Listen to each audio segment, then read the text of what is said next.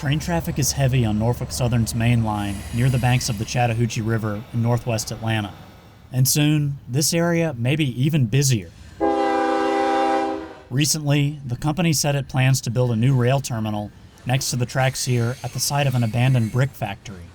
In a letter posted on the Facebook page of Atlanta City Councilman Dustin Hillis, Norfolk Southern says the site will be the home of a new bulk transloading facility.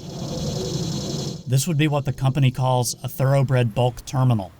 The main commodity highlighted in the letter is ethanol, which would be transferred from trains to trucks or into pipelines and also stored on the property. This map, posted on Norfolk Southern's website, shows it already has 2 other thoroughbred bulk terminals in the metro Atlanta area, one in Doraville and the other in East Point. The company's sprawling Inman Yard, which sees steady intermodal traffic, is also about 5 miles from here. But despite the potential for new development at this site, in multiple news reports, community members have expressed concerns with the project.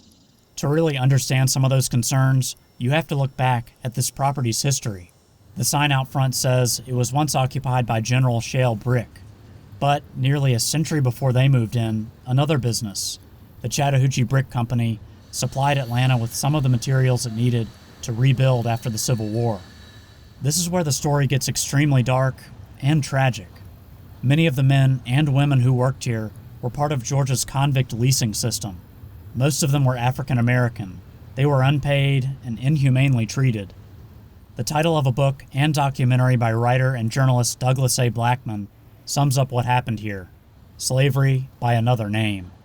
In a Bloomberg interview from 2017, Mr. Blackman said it was a place where people were worked to death and buried in unmarked graves. This flyer from 1887 shows these workers were treated less like people and more like property. The state of Georgia ultimately outlawed the convict leasing system in 1908, and today there's no visible memorial to mark what happened here. In its letter, Norfolk Southern said it's aware of the cultural and historical significance of this site, and that it will engage community leaders and the public to explore the appropriate means to properly address concerns. So, what exactly will this property look like if and when construction begins? Examining a permit that Norfolk Southern obtained from the Georgia Environmental Protection Division in June of 2020, the property will have 4 storage tanks, in addition to other specialized transloading equipment. From the air, you can see there are already several fuel storage tanks in this area, and tanker truck traffic is pretty steady. The land here isn't much to look at. The brick factory was razed in 2011.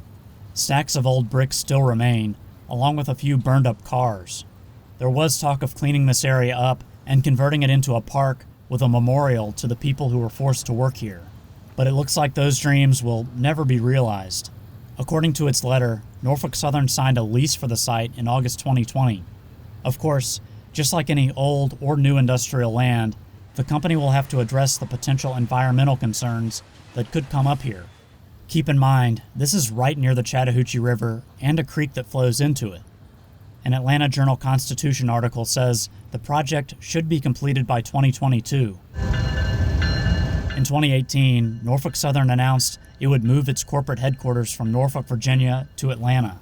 The railroad company is now a bigger part of this city than ever before.